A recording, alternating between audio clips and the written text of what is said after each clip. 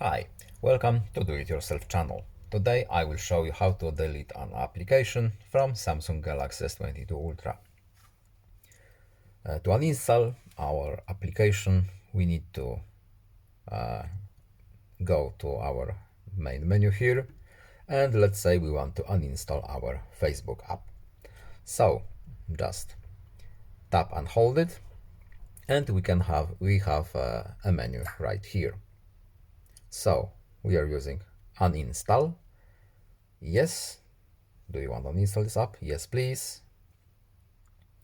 And our Facebook application is now gone. And that's basically it.